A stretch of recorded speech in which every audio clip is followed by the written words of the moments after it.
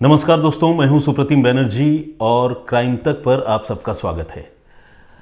आज की कहानी आंध्र प्रदेश से है, आंध्र प्रदेश के नेल्लोर जिले से।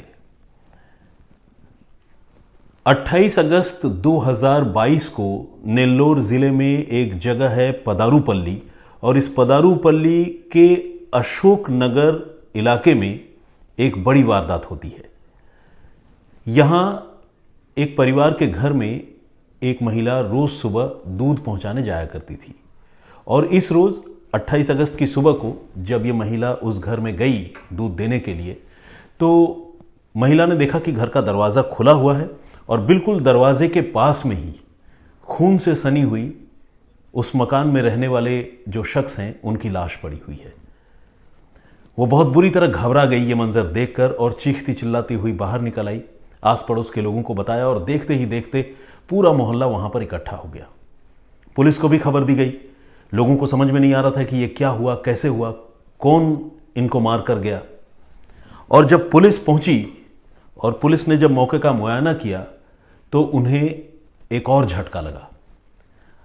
लोग तो खैर घर के अंदर दाखिल नहीं हुए थे, घबरा रहे थे, लेकिन जब पुलिस आई तो पुलिस ने दरवाजे पर जो लाश पड़ी थी उसे देखा, उसका मुआयना किया और फिर अंदर गए। अंदर जाने के बाद उन्होंने जो देखा वहाँ एक और भयानक मंजर था। उन्होंने देखा कि बिस्तर पर उस मकान मालिक की जो बीवी है उनकी लाश पड़ी हुई थी, और वो भी खून से सनी हुई लाश। यानी यहाँ रहने वाली जो दंपत्ति थी उसका कत्ल हो चुका था, और कत्ल भी बहुत ही वहशियाना तरीके से किया गया था, गला काटकर और चाकुओं के वार से। मरने वाली दंपत्ति की पहचान मैं आपको बताता हूँ। हालांकि वहाँ पुलिस को पहचान पता करने में कोई दिक्कत नहीं हुई, क्योंकि जिनका घर था उन्हीं का कत्ल हुआ था, तो आइडेंटिटी का कोई इशू नहीं था। जो पुरुष थे दंपत्ति में, पति जिसे हम कह सकते हैं, वासी रेड्डी कृष्णा राव इनका नाम था, 54 साल इनकी उम्र थी, और बीवी सुनीता 50 साल की थी, और इन दोनों का ही कत्ल हो चुका था। अब इनके प्रोफाइल की ज़रा मैं आपको बात बताऊं।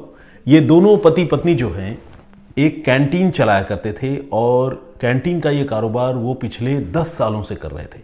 और उस इलाके में इस दंपत्ति का जो कैंटीन था वो ठीक ठाक चलता था।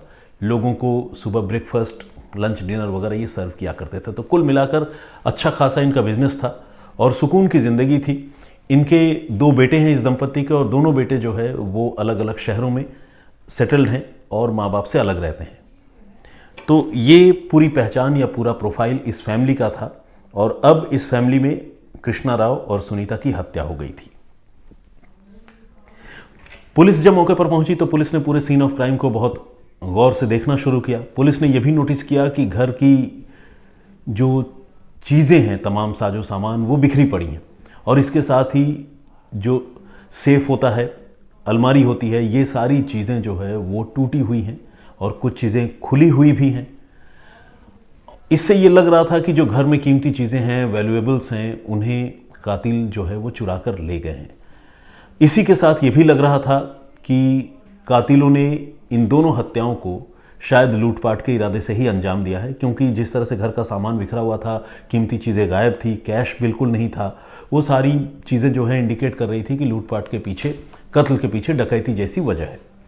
लेकिन पुलिस ने एक चीज़ और नोटिस की। उन्होंने देखा कि घर का जो मुख्य दरवाज़ा है वो दरवाज़ा खुला हुआ है, और उस दरवाजे पर किसी तरह का कोई फोर्सफुल एंट्री का निशान नहीं है। अब ऐसे में सवाल यह था कि क्या जो कातिल थे, जाहिर है एक आदमी के बस की बात नहीं है 2 लोगों का इस तरह से कत्ल करना, तो क्या वो इस परिवार को जानते थे? ये भी पुलिस के मन में एक बड़ा सवाल था। लेकिन जिस तरह से लूटपाट की घटना हुई थी उससे लग रहा था कि यह कोई प्रोफेशनल रॉबर गैंग का हाथ इसमें हो सकता है। तो पुलिस जो है एक साथ कई एंगल पर जांच कर रही थी, और पुलिस पता कर रही थी कि इसमें कौन दोषी हो सकता है, कौन कसूरवार हो सकता है। तो पुलिस ने इस दंपति के मोबाइल फ़ोन की सबसे पहले स्कैनिंग करने का फैसला किया।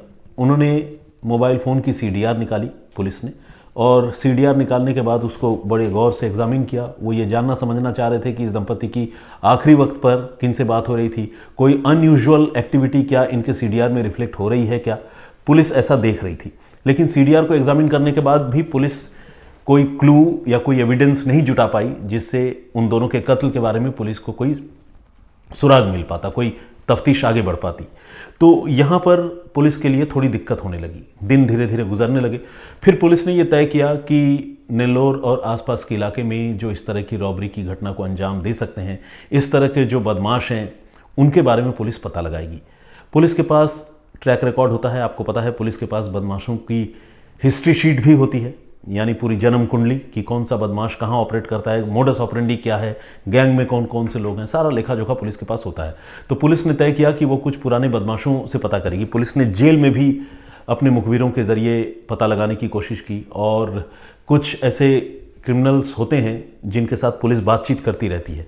ये भी समझ लीजिए कि क्राइम इन्वेस्टिगेशन का एक तरीका भी है, एक आयरनी या विडंबना भी है कि है तो क्रिमिनल, लेकिन पुलिस उनसे बातचीत करती है ताकि उनसे बातचीत करके कोई और क्राइम का केस जो है वो सुलझा सके। तो पुलिस ने ऐसे कई क्रिमिनल्स को राउंड अप किया, उनसे पूछताछ की।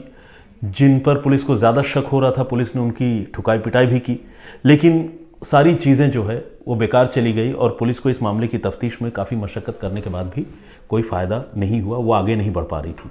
इसी बीच पुलिस ने तब तक सारी चीज़ों का असेसमेंट किया कि घर से कितने की ज्वेलरी, कितने का कैश, ये सब गया है। तो पुलिस को पता चला कि ज्वेलरी वगैरह तो खैर लाखों की गई है, लेकिन साथ में तकरीबन 1.5 लाख रुपए, यानी 1,60,000 रुपए ये जो डकैत हैं या किलर्स हैं वो लूटपाट करके लेकर चले गए थे। अब जब पुलिस को लुटेरों से और प्रोफेशनल किलर्स और डकैतों से पुलिस को कोई फ़ायदा नहीं हुआ, पुलिस पता लगाने की कोशिश करके थक गई, तब पुलिस ने तय किया कि वो इस परिवार के नज़दीकी लोगों के बारे में अब पता करेगी, और उन नज़दीकी लोगों में इस परिवार के जो रिलेटिव्स हैं उनके बारे में पता करेगी, इस परिवार के कैंटीन में काम करने वाले जो लोग हैं उससे पता करेगी, और फिर पुलिस ने उन लोगों पर अपना फोकस शिफ्ट किया। इसी कड़ी में पुलिस को मुखबिरों के जरिए जो है एक बहुत क्रूशियल इंफॉर्मेशन मिली, एक बहुत अहम जानकारी मिली। और सच तो यह है कि उस जानकारी का इस घटनाक्रम से सीधे तौर पर कोई लेना देना नहीं था। मतलब दोनों के बीच में कनेक्शन जोड़ पाना भी जो है अपने आप में एक मैं कहूँगा कि एक अजीब बात है, लेकिन पुलिस ने वो काम किया।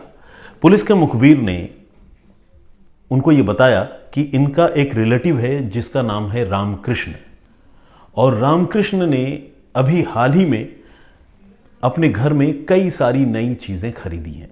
उसने एक बड़ा सा डबल बेड खरीदा है, वॉशिंग मशीन खरीदी है, और भी बहुत सारा पैसा उन्होंने हाल ही में रामकृष्ण और उसके परिवार ने शॉपिंग करने में खर्च किया है। तो ये बात पुलिस के लिए थोड़ी अजीब भी थी और अजीब नहीं भी थी। देखा जाए तो कोई आदमी अपने लिए नई चीज़ खरीद ही सकता है, इसमें कौन सी बड़ी बात हो गई। लेकिन इत्तेफाक ये था कि जिस वक्त ये हत्या हुई थी उसके कुछ ही दिनों के बाद ये सारी चीज़ें खरीदी गई थी। तो क्या उस हत्याकांड से इन नई नई चीज़ों को खरीदने का कोई लिंक बनता था? पुलिस अब इस एंगल पर सोच रही थी, रामकृष्ण के बारे में पता लगा रही थी। इसी बीच पुलिस ने रामकृष्ण के मोबाइल फ़ोन की स्कैनिंग की और उसका CDR निकलवाया। तो पुलिस ने देखा कि रामकृष्ण जो है वो, ये जो दंपति जिनका कत्ल हुआ था, कृष्णा राव और सुनीता, इनके कैंटीन में काम करने वाले एक 25-26 साल के नौजवान लड़के शिवा के साथ मोबाइल फ़ोन पर लगातार बात कर रहा था। ये चीज़ पुलिस ने नोटिस किया, जबकि सच तो यह है कि शिवा की बातचीत कृष्णा राव और सुनीता से होती, वो तो लॉजिकल है कि भाई ओनर हैं और सर्वेंट है तो एक दूसरे से बातचीत कर रहे हैं। लेकिन कृष्णा राव के रिलेटिव रामकृष्ण का कृष्णा राव के एम्प्लॉय से बार बार बात करना, ये बात थोड़ी अजीब और अटपटी थी। मतलब इनके बीच आखिर क्या वजह हो सकती है कि ये बातचीत करेंगे? पुलिस को ये बात पुलिस के दिमाग में आ रही थी। तो पुलिस ने ये तय किया कि वो शिवा के बारे में अब अपने मुखबिरों के जरिए जानकारी जुटाएगी, और पुलिस ने वही काम किया। रामकृष्ण तो रडार पर था ही, रामकृष्ण के CDR और मोबाइल फ़ोन की डिटेल की वजह से अब शिवा भी रडार पर आ चुका था। अब पुलिस ने शिवा के बारे में जानकारी जुटानी शुरू की। तो इस कोशिश में पुलिस को फिर से जो है एक चौंकाने वाली बात भी पता चली, और पुलिस को तफ्तीश में थोड़ा आगे बढ़ने का मौका भी मिला। पुलिस को यह पता चला कि ठीक रामकृष्ण की तरह शिवा ने भी अपने घर में हाल ही के दिनों में कई नई चीज़ें खरीदी हैं। अब इन दोनों में कुछ बातें अब आप समझ रहे हैं कि कॉमन थी। एक तो ये कि कत्ल के फौरन बाद इन दोनों ने नई नई चीज़ें अपने घर के लिए खरीदी थी, और दूसरा ये कि कत्ल से पहले, कत्ल के बाद लगातार इन दोनों के बीच में बातचीत भी हो रही थी, और तीसरा जिसे आप कह सकते हैं कि इनके ताबूत में आखिरी कील साबित हुआ, वो ये कि 27 और 28 अगस्त की रात को जब ये हत्या हुई थी, उस वक्त इन दोनों के मोबाइल फोन की लोकेशन उसी पदारूपल्ली के अशोकनगर इलाके में थी जहां पर यह दंपत्ति रहा करती थी। तो कुल मिलाकर ये सारी चीजें अब इंडिकेट कर रही थी कि इस कत्ल से इनका कोई ना कोई लेना देना जरूर है। लेकिन पुलिस इन पर हाथ डालने से पहले भी सोच रही थी, झिझक रही थी। और उसकी वजह यह है कि जब इस दंपति का कत्ल हुआ तब ये दोनों लोग, रामकृष्ण भी और जो उनका एम्प्लॉय है शिवा, ये भी जो है वो बहुत गमजदा नजर आए थे। सारे नाते रिश्तेदारों के साथ रामकृष्ण भी मुंह लटका कर खड़ा था। शिवा जो एम्प्लॉय था वो भी बहुत दुखी मन से वहां नजर आ रहा था। भाग कर आगे पीछे जाना, पुलिस में कंप्लेंट लिखवाना, एक एक बात बताना, चिता सजाने में मदद करना, अंतिम संस्कार के वक्त मुंह लटका कर दुखी मन से खड़े रहना, ये सारी चीजें जो है पुलिस ने पहले नोटिस की थी। और पुलिस को दूसरे लोगों ने भी बताया कि हाँ वो तो अंतिम संस्कार में भी थे और काफ़ी रो रहा था, काफ़ी दुखी थे। तो इनके बारे में ये सारी बातें पुलिस को ये भी पता चल रही थी। ऐसे में पुलिस ये भी सोच रही थी कि कहीं ऐसा तो नहीं कि उनके इन्वेस्टिगेशन का जो डायरेक्शन है वो कहीं गलत ना हो जाए। बहरहाल, लेकिन पुलिस को कुछ क्लूज भी थे जिन क्लू को वेरीफाई करना ज़रूरी था। तो पुलिस ने फाइनली रामकृष्ण और शिवा इन दोनों को ही इंटरसेप्ट किया और इसके बाद इन दोनों से पुलिस ने पूछताछ शुरू की। पूछताछ में थोड़ी देर तक तो ये पुलिस को बरगलाने में और कहानियां सुनाने में कामयाब रहे, लेकिन फिर फाइनली जो होता है आमतौर पर वही हुआ। इन दोनों को ये कबूल करना पड़ा कि हाँ उन्होंने ही जो है 27 अगस्त की रात को वासी रेड्डी कृष्णा राव और उनकी पत्नी सुनीता की हत्या की थी। अब सवाल ये है कि एक एम्प्लॉय जो इस दंपति का नमक खा रहा है सालों से, वो ऐसा काम क्यों करेगा? और दूसरी बात यह भी है कि चलो एम्प्लॉय तो फिर भी एम्प्लॉय है, किसी एक मौके पर जो है वो अपने आप को डीएसोसिएटेड फील कर सकता है, लेकिन कोई रिलेटिव, अपना आदमी रामकृष्ण, वो इनके मर्डर में क्यों इन्वॉल्व होगा? ये बात जो है ये पुलिस को पता करना और जानना अभी बाकी था, लेकिन इन्होंने अपना गुनाह या जुर्म जो है वो कबूल कर लिया था। अब इनसे जब पुलिस ने आगे की कहानी समझने की कोशिश की, पूछताछ की, तो इन्होंने जो कहानी बताई वो कुछ यूं है। रामकृष्ण जो है वो बेसिकली एक लालची आदमी था। उसे इनकी दौलत, इनके रुपए पैसों पर उसकी नज़र थी और वो चाहता था कि कृष्णा राव और सुनीता के घर में लूटपाट की जाए। लेकिन उसे इस बात का भी डर था कि अगर लूटपाट करेंगे तो हो सकता है कि ये उसे पहचान ले, क्योंकि ये रिश्तेदार है। तो इसीलिए वो लूटपाट के साथ साथ कोई एक ऐसा तरीका चाहता था कि ये कभी पकड़ में ना आए।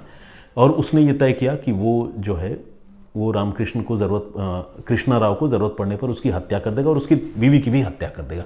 और उधर ये जो दूसरा आदमी था शिवा, जो इनके कैंटीन में काम करता था, ये 10 सालों से काम तो कर रहा था, लेकिन मालिक और मालकिन जो है शिवा को अक्सर डांटते फटकारते रहते थे।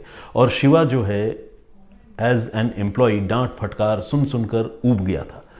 उसके मन में इतनी कड़वाहट, इतनी नफरत अपने मालिकों के प्रति, मालिक दंपत्ति के प्रति भरी हुई थी कि वो भी चाहता था कि वो उसका बस चले तो वो कत्ल कर दे। और इन दोनों का ये जो कॉमन इंटरेस्ट है,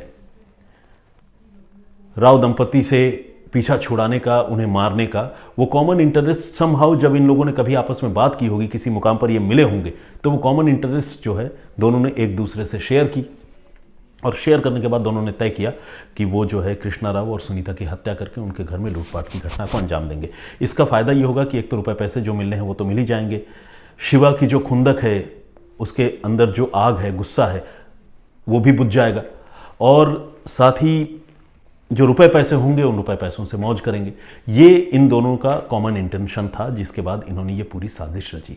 उस साजिश के तहत इन्होंने कई दिनों तक कृष्णा राव और सुनीता की रेकी की। हालांकि रेकी करने के लिए बहुत ज़्यादा मशक्कत उन्हें नहीं करनी पड़ी, क्योंकि वो बहुत क्लोज फैमिली मेंबर हैं। और शिवा जो है वो फैमिली मेंबर तो बेशक नहीं था, लेकिन फैमिली मेंबर से कम भी नहीं था। रोज़ घर में आना जाना भी था, क्योंकि कैंटीन चलाते थे, सप्लाई का काम किया करता था, बहुत सारी चीज़ें थी। एक एक बात इन दोनों को पता थी।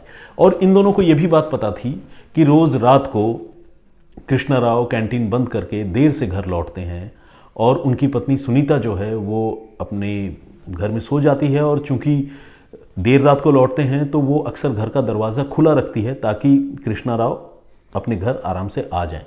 आप सोचिए, उस जगह कानून व्यवस्था भी ऐसी अच्छी होगी, ये तो खैर एक एक्सेप्शनल इंसिडेंट है नेल्लोर में वहाँ पर, कि कोई अपने घर का दरवाज़ा खुला रखकर भी सो सकता है। जैसे हम दिल्ली में रहते हैं, ऐसा तो दिल्ली के लोग ख्वाबों में भी नहीं सोच सकते। घर के दरवाजे पर कोई आ जाए तो भी हम 10 बार वेरीफाई करते हैं कि हाँ भाई क्यों आए हो, क्या है, क्या मतलब है, काम क्या है। जब संतुष्ट होते हैं तभी दरवाज़ा खोलते हैं, और यही एडवाइस दिल्ली एनसीआर के लोगों को दी भी जाती है, अपनी सुरक्षा अपने हाथ। लेकिन वहाँ देखिए नेल्लोर में सुनीता जो है अपने घर का दरवाज़ा खोलकर रोज़ रात को सो जाया करती थी ताकि उनके पति देर रात को घर आ जाए। और उस दिन 27 और 28 तारीख की दरमियानी रात को कृष्णा राव जो है कैंटीन का कामकाज निपटा कर देर रात को जब घर लौटे तो जैसे ही घर की दहलीज पर पहुंचे उससे पहले वहां पर घात लगाए बैठे इन दोनों ने कृष्णा राव को ओवर पावर कर लिया, काबू कर लिया। और काबू करने के बाद पहले उनके सिर पर किसी भारी चीज़ से चोट मारी घातक तरीके से, और उसके बाद चाकू से उनकी गला रेत कर हत्या कर दी। और ये सब कुछ हुआ उनके घर की दहलीज पर, दरवाजे पर। इसके बाद दोनों घर के अंदर गए, क्योंकि कत्ल करना इकलौता मकसद नहीं था, दुश्मनी इतनी ज़्यादा या इतनी बड़ी नहीं थी, खासकर रामकृष्ण की तो बिल्कुल भी दुश्मनी नहीं थी, लेकिन लूटपाट करना मकसद था। जबकि शिवा जो है वो दुश्मनी की आग में जल रहा था, गुस्से में था।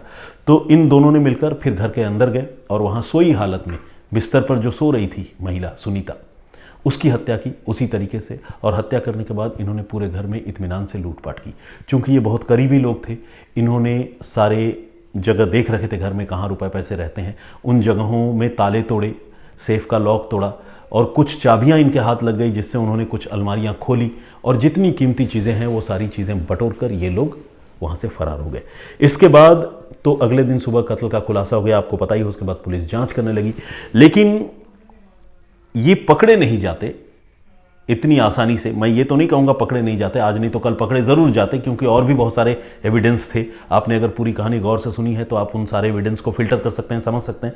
लेकिन इन्होंने जो अपने घर में पैसे देकर ज़रूरत की चीज़ें या कीमती चीज़ें खरीदने का जो फैसला किया कत्ल के फ़ौरन बाद, उसने जो है मुखबिरों का ध्यान इनकी ओर आकर्षित किया, और मुखबिरों ने ये बात पुलिस को बताई, और उसके बाद इसका खुलासा हुआ। अगर ये लोग इतनी जल्दी कीमती चीज़ें नहीं खरीदते, उन पैसों का इस्तेमाल नहीं करते, तो शायद इतनी आसानी से नहीं पकड़े जाते। देर सवेर पकड़े जाते ये अलग बात है, लेकिन इतनी आसानी से नहीं पकड़े जाते। लेकिन इन दोनों को पुलिस ने तफ्तीश के बाद, तकरीबन हफ्ते भर की तफ्तीश के बाद गिरफ्तार कर लिया, और उसके बाद अब ये दोनों फिलहाल जेल में हैं। तो ये घटना, जैसा कि मैंने आपको बताया, 28 अगस्त 2022 की सुबह को इसका खुलासा हुआ, और 27 अगस्त की रात को इस दोहरे हत्याकांड को अंजाम दिया गया था। तो आज की कहानी यहीं तक। इस कहानी से मेरे हिसाब से जो सीख मिलती है वो ये कि एक तो इंसान को अपनी सुरक्षा से कभी समझौता नहीं करना चाहिए। दरवाज़ा खोलकर सोना जो है, अगर सुनीता ऐसा नहीं करती तो शायद उनकी जान बच सकती थी। और दूसरा ये कि हमें इस बात का ख्याल रखना बहुत ज़्यादा ज़रूरी है कि हम जिन लोगों के साथ उठते बैठते हैं, काम करते हैं, कई बार हम नोइंगली अननोइंगली, जाने अनजाने उन लोगों को फॉर ग्रांटेड लेते हैं। मतलब एक होता है ना कि अरे ठीक है अपना ही आदमी है, कुछ भी बोल दो, कुछ भी कर दो, जलील कर दो। बॉसेस जो हैं कई बार अपने सबॉर्डिनेट्स को बहुत बुरी तरह से डांटते हैं, पब्लिकली जो है उनको जलील करते हैं। इस तरह की चीज़ें नहीं करनी चाहिए। मैं ऐसा नहीं कह रहा हूं कि अगर ऐसा करोगे तो कत्ल हो ही जाएगा, ऐसा नहीं है। बल्कि मेरे कहने का ये भी मतलब नहीं है कि कोई अगर ऐसा करे तो उसका बदला भी लेना चाहिए, ऐसा नहीं है। लेकिन मुझे लगता है कि किसी को उस मुकाम तक पहुंचने क्यों देना कि आदमी आपसे इतनी खुंदक, इतनी रंजिश रखने लगे। इसीलिए अगर कोई रिलेशनशिप मान लीजिए काम नहीं कर रहा है, चाहे वो बॉस और सबॉर्डिनेट का रिलेशनशिप ही क्यों ना हो, धीरे धीरे उस रिलेशनशिप से दोनों को अलग हो जाने की कोशिश करनी चाहिए।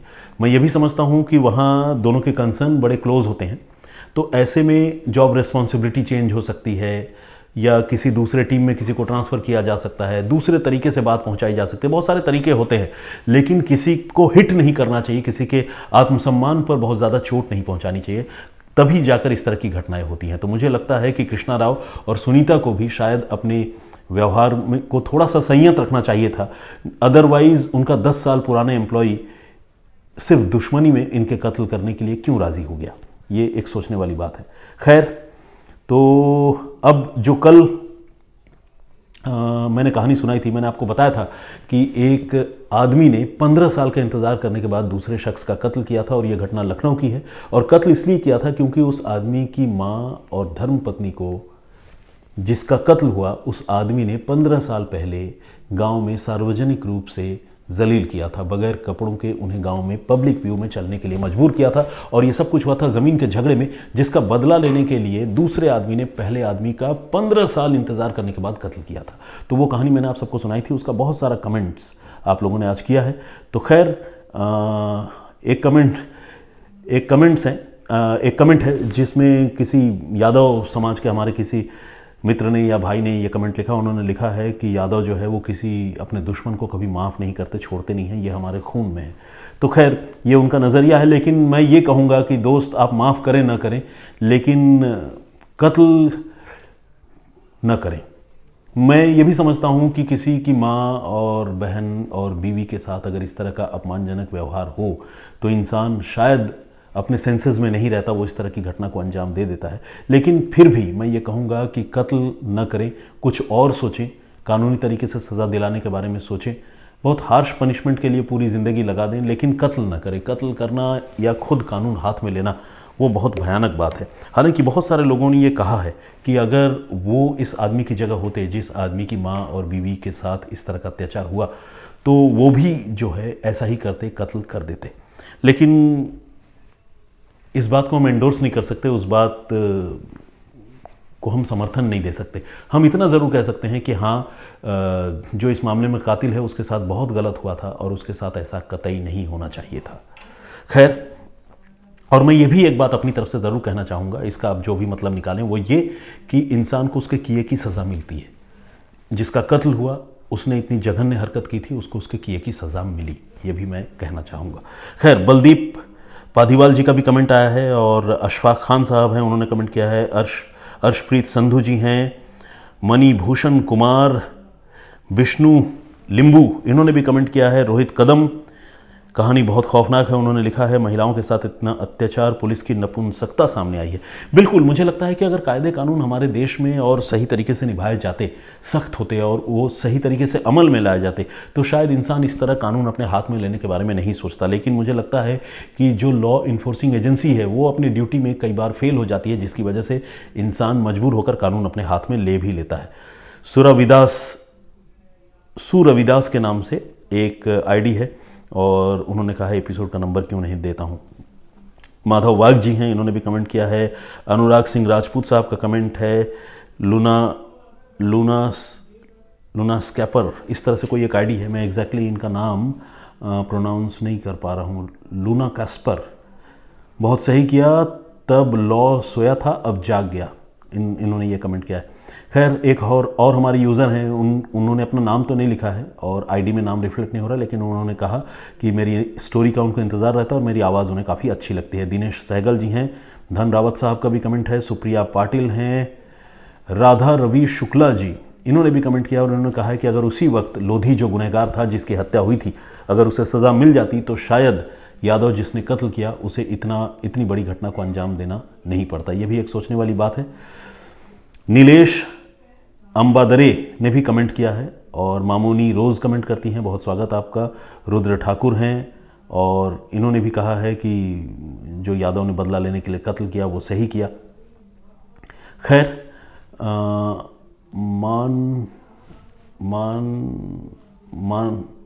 मैं नाम नहीं पढ़ पा रहा हूँ दोस्त, नाम बी चंद के नाम से एक आईडी है और इन्होंने लिखा है I am in Shiva's position, I will do the same. इन्होंने भी वही लिखा कि अगर किसी उसकी माँ और बहन के साथ अगर अपमानजनक इस तरह की हरकत होती तो वो भी ऐसा ही करता। अमिताभ कुमार, इन्होंने भी बात कही है और अपनी राय दी है। और भूपेंद्र रॉय ने कहा है कि अगर हिंदी में अच्छे शब्द न मिले तो संस्कृत के शब्द मैं ले लिया करूं, संस्कृत जो है वो पिछड़ता जा रहा है। देखिए, आपकी पीड़ा, आपकी बात सही है और संस्कृत हमारी अपनी भाषा है और हमारे देश की सारी भाषाओं का जन्म संस्कृत से ही हुआ, ये भी सच है। लेकिन बहुत चलन में नहीं है, तो मुझे भी संस्कृत के बारे में इतनी जानकारी नहीं है। स्कूल में एक आप समझ लीजिए कोर्स या जिम्मेदारी के तौर पर जितनी संस्कृत पढ़ी उतनी ही संस्कृत मुझे भी आती है, उससे ज़्यादा कुछ नहीं आता।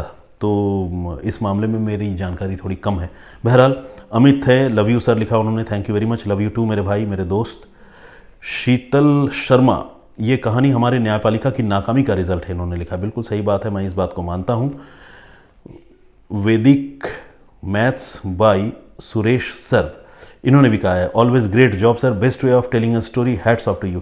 Thank you very much Suresh sir इतनी तारीफ के लिए। आनंद छेत्री ने भी कमेंट किया है, मरियम मोहम्मद जी ने भी कमेंट किया है।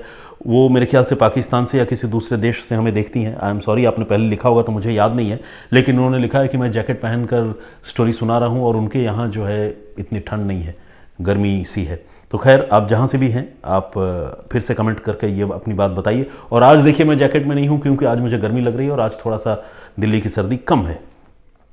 शुभम भट्ट साहब ने भी कमेंट किया है, राधा शॉ का भी कमेंट है, शंकर राव असोडा इन्होंने भी कमेंट किया है। अब मैं थोड़ा सा स्क्रॉल करके आगे चलता हूँ और उसके बाद पढ़ता हूँ ताकि अच्छा, बहुत सारे लोग अक्सर कमेंट करते हैं और बड़ी शिकायती लहजे में ये लिखते हैं कि बस उन्होंने तौबा कर लिया, आज के बाद वो कभी कमेंट नहीं करेंगे।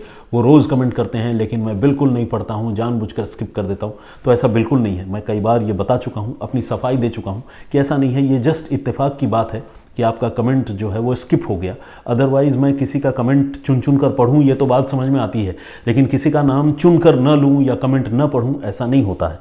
तो ये एक दिक्कत या परेशानी हो सकती है कि कुछ नाम स्किप हो जाते हैं, लेकिन ऐसा कोई इंटेंशन या इरादा नहीं है। इसीलिए बिंदास कमेंट कीजिए। अगर मैं आपका कमेंट नहीं पढ़ रहा होता तो मैं ये बातें भी नहीं कह रहा होता जो बात अभी मैं आप सबसे कह रहा हूँ। इसी से आप समझ सकते हैं कि मैं पढ़ता ज़रूर हूँ, लेकिन कई बार उसको यहाँ पर रिपीट करना या आप लोगों के से शेयर करना संभव नहीं हो पाता है। दुर्गेश शर्मा जी का भी कमेंट आया है। आकांक्षा सूर्यवंशी अक्सर कमेंट करती हैं, थैंक यू वेरी मच। तक सिंह के नाम से आईडी है, इन्होंने भी कमेंट किया है। रवि चांद ने भी कमेंट किया। और इसके अलावा मोहम्मद दानिश नहीं, कोई अंसारी साहब हैं, मोईद अंसारी। अच्छा, मोईद नाम होता है ये मुझे नहीं पता था, लेकिन चलो आज मेरी जानकारी बढ़ी। मोईद अंसारी साहब ने भी कमेंट किया है और मोहम्मद माजिद अली खान ने भी कमेंट किया है। राकेश कुंडू ने भी कमेंट किया। इन्होंने स्टोरी टेलिंग की तारीफ़ की है और इन्होंने कहा है कि वो पहले शम्स सर की स्टोरी सुना करते थे, लेकिन अब वो मेरी भी कहानी पिछले 2 महीने से सुन रहे हैं और उनको मेरी कहानी की पेशकश जो है वो काफ़ी अच्छी लगती है। और वो मेरे बिल्कुल बगल के हैं, मतलब दिल्ली के पास फरीदाबाद के रहने वाले हैं राकेश कुंडू साहब। तो खैर राकेश जी, बहुत बहुत स्वागत आपका, बहुत धन्यवाद आपका कमेंट करने के लिए। इसी तरह प्लीज़ मेरे वीडियोज़ को देखते रहें, अपनी राय देते रहें। जो भी घटनाएं मैं आप सबको सुनाता हूं उससे जो सबक मिलती है और उस घटना के जो भी अंजाम हो सकते हैं उनसे कैसे बचा जा सकता है, इस पर डिस्कस करते रहें। तभी क्राइम तक जैसे चैनल का मकसद भी पूरा होगा कि हम किसी को अपराध से बचा पाएं और ख़ुद भी अपराधी बनने से खुद को रोक सकें। यही इस चैनल का उद्देश्य भी होना चाहिए और यही है भी। तो इसीलिए आइए, जितना ज़्यादा डिस्कस करेंगे उतना अच्छी बातें निकल कर सामने आएंगी। तो फिलहाल मुझे इजाज़त दीजिए, मैं फिर हाजिर होऊंगा किसी और कहानी, किसी और वाक़ये के साथ। तब तक अपना बहुत ख्याल रखिए। जय हिंद, जय भारत।